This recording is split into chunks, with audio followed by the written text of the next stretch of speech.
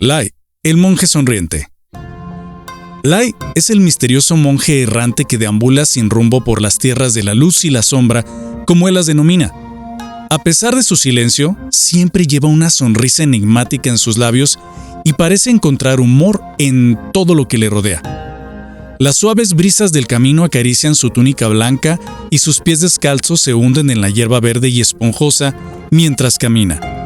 Observa con ojos curiosos cada detalle a su alrededor: los rayos del sol filtrándose entre las hojas de los árboles, el canto de los pájaros y el zumbido de los insectos.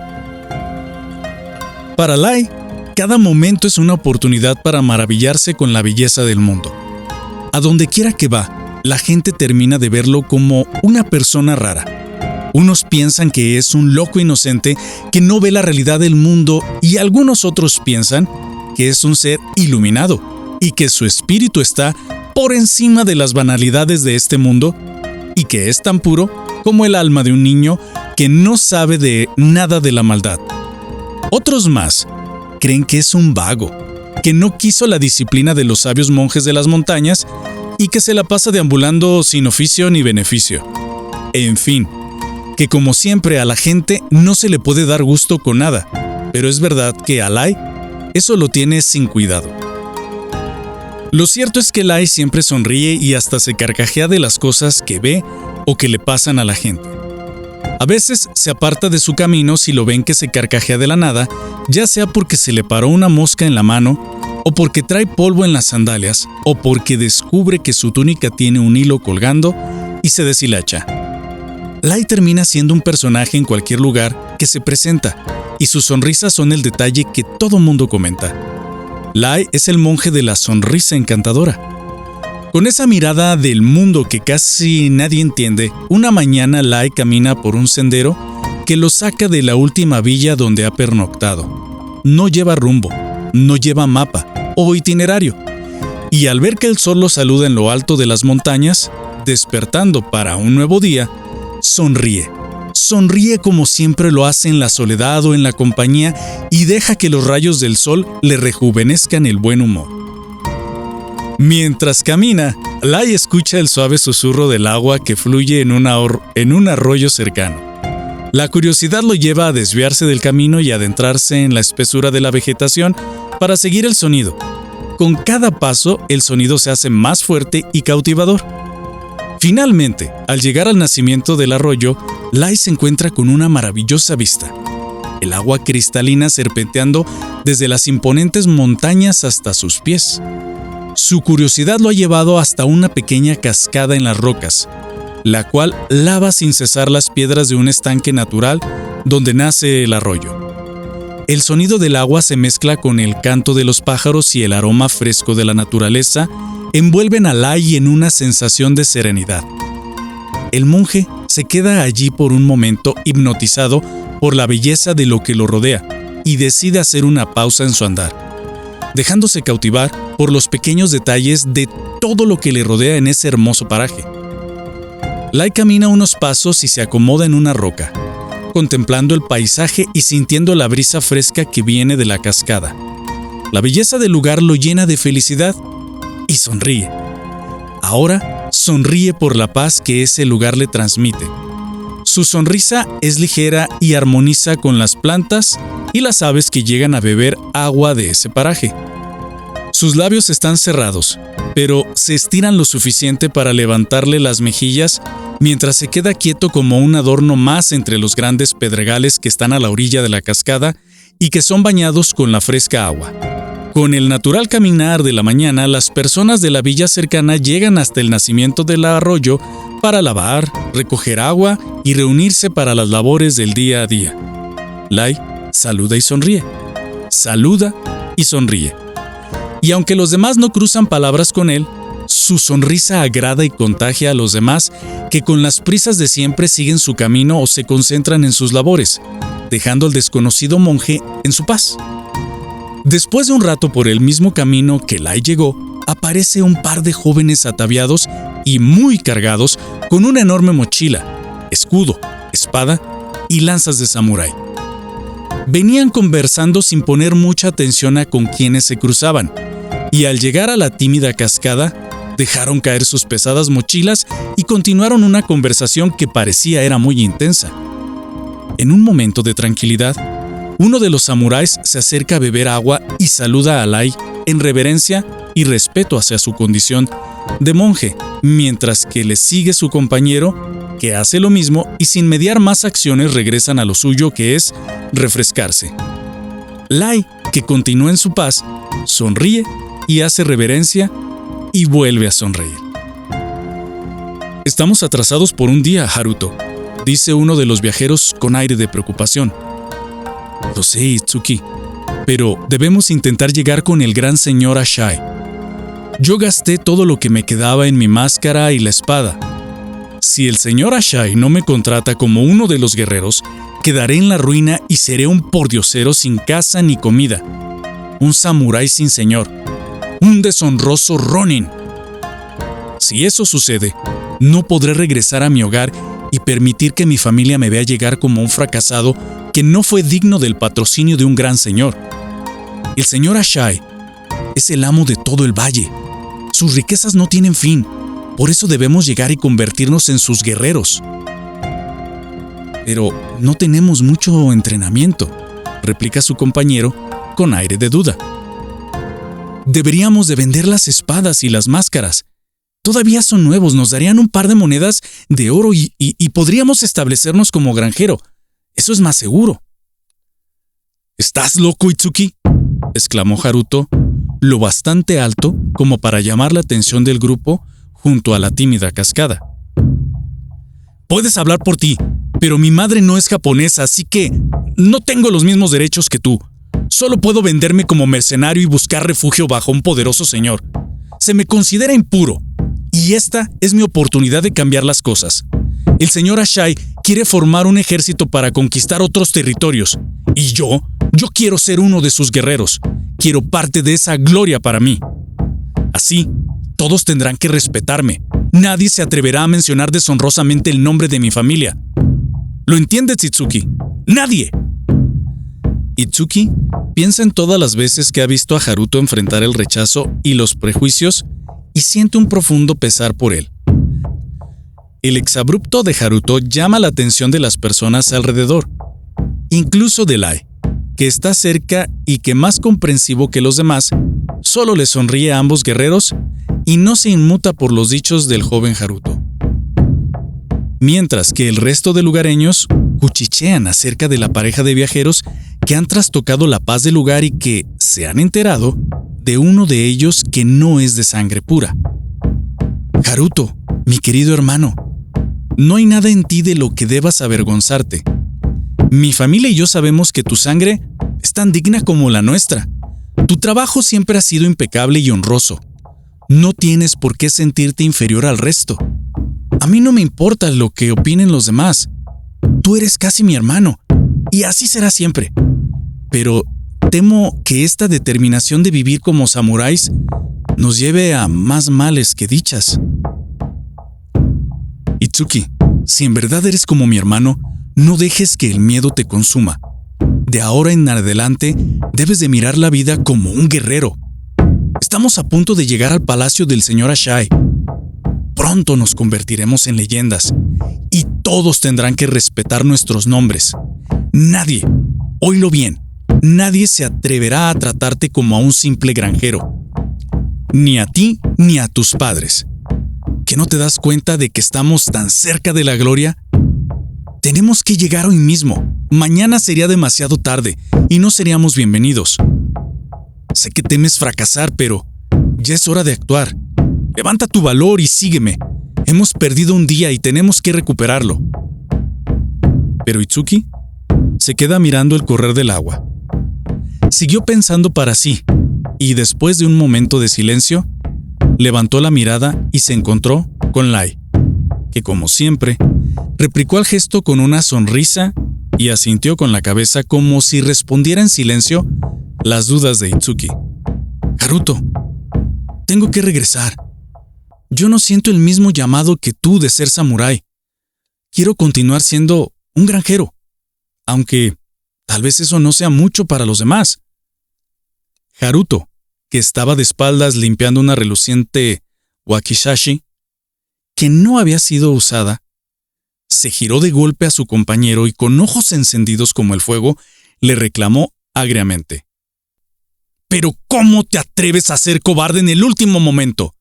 ¿Cómo te atreves a traicionarme después de todo lo que me he esforzado por ti, entrenándote y convenciendo a los generales del señor Ashai de permitirte estar entre su ejército a pesar de no tener sangre de guerrero en tu familia? No soy cobarde. Es que en verdad ser un guerrero no es para mí. Yo aprecio el campo y los valles. A mí no me molesta vivir de la tierra ni tampoco que me señalen por ser un simple granjero». Con estas palabras, Haruto se encendió aún más y remontó la discusión sin censura, sin importar que Lai o los demás lo escucharan, agrio y perturbado. «¡No finjas! ¡Eres un maldito cobarde!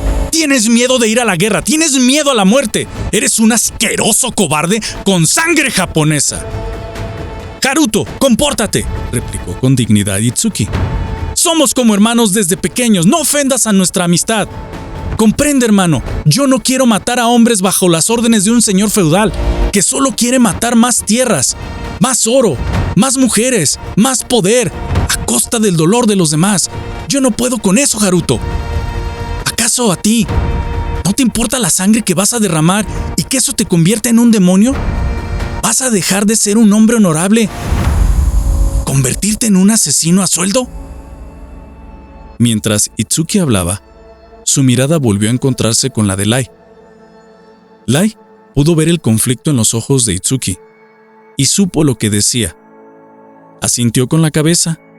Para el joven granjero que no deseaba convertirse en samurái, pero que no sabía cómo librarse del deber que se había autoimpuesto al viajar con el desesperado y ambicioso Haruto.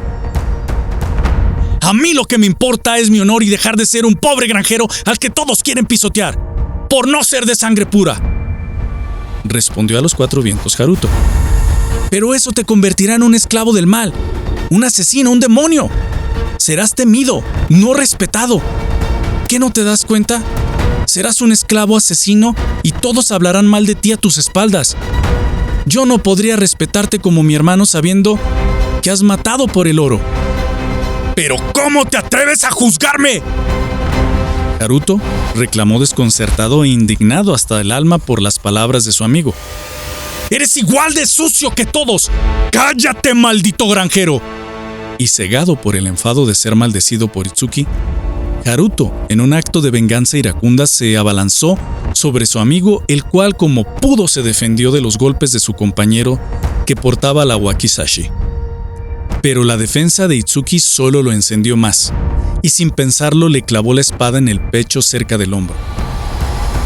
«¡Ah, no, hermano, no lo hagas!», gritó con mucho dolor Itsuki, aterrado por la bestialidad de su amigo al que nunca creyó capaz de algo así contra él. Entre la trifulca de estos dos, la gente salió corriendo aterrada por la escena. Haruto no tenía suficiente y el dolor y el miedo de Itsuki lo transformaron en una bestia de fuego, sedienta de venganza, la cual veía en Itsuki la personificación de todos sus agresores. Sacó la wakizashi de la herida de Itsuki y la llevó a lo alto para clavarla en el corazón de su hermano.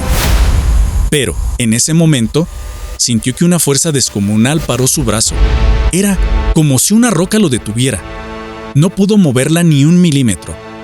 La roca estaba junto a él y se llamaba Lai, el cual, con un grueso brazo, levantó a Haruto por el aire. Llevó al hombre como un muñeco a la altura de sus ojos y sin expresiones faciales, pero con una mirada que traspasaba almas, pronunció suave sus palabras. ¿Y tú crees que un honroso samurái mataría a su hermano por no estar de acuerdo con él? Los ojos de Haruto rebosaban adrenalina y miedo mientras colgaba en el aire, sujeto por el monje. La expresión pacífica del rostro de Lai contradecía la increíble fuerza que mantenía a Haruto suspendido en el aire. Y Lai continuó tranquilizándolo, diciendo: «Un honroso hombre en el campo es un guerrero del bien para su familia, no importa si es o no japonés. Un hombre que tiene el cariño de un hermano es más rico que cualquier señor que solo tiene lobos a su alrededor, disfrazados de ovejas, listos para devorarlos si se descuida. El hombre que vive en paz está más cerca del cielo que las mismísimas águilas. Haruto, molesto, siguió colgado del brazo de Lai, forcejeando y gritó: «¡Solo espera que me suelte y tú serás el próximo monje loco!». Puesto que Haruto no parecía dar su orgullo a torcer, el monje, de forma contundente, lo zarandeó por los aires y con una voz de suma autoridad que se escuchó por todo el paraje y espantó a las criaturas alrededor, arremetió contra Haruto. ¿Cómo te atreves a lastimar a un hombre desarmado, a un hermano que solo quería la paz? ¿Ese es el samurái que quieres que todos respeten o es el samurái al que quieres que todos teman? Dicho eso con una rapidez sorprendente y sin dejar de aplicar su descomunal fuerza, Lai arrancó del puño de Haruto la espada y lo lanzó por el aire como un trapo para terminar clavado en el agua. Mientras Itsuki estaba dolido y lloraba por la traición de su hermano, algo que le dolía más que la herida del pecho, que no era de mucha gravedad. Lai, sin prestar más atención a Haruto, fue a socorrer a Itsuki, ayudándolo a levantarse para llevarlo a la aldea y curar su herida. Haruto intentó correr para seguir la pelea, pero Lai giró hacia él y con una mirada de lobo enfurecido le gritó marcando el alto final: ¡Se acabó! ¡Él no es el enemigo! ¡Lárgate con el señor feudal y mata por él! ¡Corre por el oro y no te detengas! Con esa autoridad que solo el bien le podía conferir al monje, Haruto reaccionó y comenzó a serenarse. Lai siguió cargando a Itsuki y dejó todo atrás. Sin decir nada, Haruto recogió las cosas de todos y lo siguió por detrás a distancia, muy avergonzado por lo que acababa de hacer. Parecía que la furia había desaparecido y entendía el mal que había hecho a su amigo desarmado. Algo que si se llegaba hasta los oídos de los generales del señor Ashai, lo eliminaría por completo de ser parte de los guerreros del feudo. Lai encontró un lugar entre una familia de buen corazón para cuidar un par de días a Itsuki, hasta que se mejoró lo suficiente para emprender el viaje de regreso a su villa. Mientras eso sucedía, Haruto vendió las armas, las corazas, las máscaras y los útiles de guerra. Le dejó la mayoría del dinero a Itsuki y se retiró, dejando a su amigo en paz. El hombre no podía con la vergüenza de su acción, la cual ya era de sobra conocido en la villa, y nadie se atrevía a cruzarse en su camino. Todos le temían, tal cual se lo había dicho Itsuki. Lai se despidió una mañana para seguir su camino, pero le advirtió a Itsuki: tal vez un día tu amigo regrese. Tal vez tú debas de buscarlo y terminar esto. Así que te sugiero prepárate para ese final, por si acaso. Posiblemente el guerrero deberás de ser tú. Y Lai se alejó sonriendo a todos, mientras los niños jugaban a su paso haciendo bobadas para hacerlo carcajear. Un par de años después, llegó la noticia al valle de Itsuki que el poderoso señor Ashai había muerto a manos de uno de sus hijos, y que todos sus guerreros habían sido decapitados como medida de protección. Itsuki recordó las palabras de Lai y se preparó en busca de su amigo, el cual posiblemente seguía en la villa cercana de su familia, si es que no se hubiera enlistado en los ejércitos de Ashai y para esas fechas fuese uno de los guerreros decapitados. Al paso de unos días, comprobó con los lugareños que la familia de su amigo seguía en la misma casita humilde, así que enfiló sus pasos hacia el lugar donde sabía que lo encontraría. Al llegar a la huerta de la familia, reconoció la figura de su amigo en la puerta de la casa. Haruto estaba limpiando la madera para construir algo. Cuando estuvo a la suficiente distancia, Haruto reconoció al caminante que se dirigía hasta donde estaba y rápido se incorporó y corrió por un azadón para usarlo en defensa, ya que sabía que Itsuki venía a cobrárselas. El caminante siguió hasta Haruto sin inmutarse. Tal vez incluso lo esperaba. Al estar a unos pasos se detuvo firme y con los ojos clavados en la cara de Haruto, le dijo: Ashai ha muerto. Su propio hijo le ha matado. Todos sus guerreros fueron ejecutados para que nadie pueda vengarlo. Todos con excepción de uno. Haruto levantó el asadón y se preparó para defenderse de Itsuki. Solo esperaba que él diera el primer golpe. Por suerte nadie lo sabe, continuó Itsuki. Pero estaría muerto en vida si no libera su culpa y acepta de nuevo a su hermano, que viene a buscarlo y dar gracias al Creador de que nunca estuvo a las órdenes de un desalmado señor feudal que lo hubiera convertido en un sirviente del mal. Yo hubiera perdido 2 veces a mi mejor amigo. Una vez muerto como un guerrero enceguecido por los falsos honores, y después muerto por un nuevo señor que seguiría matando igual que su padre. Dime, Haruto, ¿me aceptarías como tu hermano de nuevo? Haruto dejó caer el asadón y bajó la cabeza ante el noble gesto de Itsuki. La nobleza del gesto de su amigo ayudó a sacar todo el dolor y la vergüenza que desde ese día cargaba y callaba sin decir nada. Itsuki se acercó a su amigo y le abrazó. Haruto solo pudo decir: perdóname, hermano. Perdóname. Fui demasiado tonto. Eres el hombre más noble que he conocido. Como me dijo el monje ese día, quien encuentra a un amigo sincero encuentra una gran riqueza. Te juro que jamás te traicionaré de nuevo. Estoy a tu servicio, mi hermano. Así, los 2 amigos lograron superar el dolor y la vergüenza que los dividía. Con el tiempo, su alianza fue próspera en lo personal y en los negocios. Meses después de la muerte de Ashai, el hijo asesino desapareció de la noche a la mañana de aquellas tierras y la paz y prosperidad se instalaron en el gran valle de Haruto e Itsuki. Fue en otro de sus viajes que llegó a ellos la historia de que la huida del hijo de Ashai fue causada por un raro monje que sonreía. Nadie supo cómo o de dónde llegó el monje, pero se supo que habló con el hijo de Ashai y le hizo ver que de no irse correría el mismo destino que su padre. Cuando salió de la casa del nuevo señor del valle, se despidió de todos con su sonrisa y algunos dijeron que incluso lo vieron subir al cielo por las montañas. Otros dijeron que no, que salió por un camino de un río y se perdió por los bosques. Unos más habían escuchado que al salir de ahí se refugió en un monasterio para hombres santos y que estaba ahí orando por el valle entero, sosteniendo la paz con sus oraciones al Creador, y así historia tras historia. Así que ante tantas teorías y contradicciones, igual que Lai les había enseñado, ellos encantados escuchaban y sonreían. Escuchaban y sonreían. Y así hasta que el monje se perdió en la historia y en los cielos. Y así es.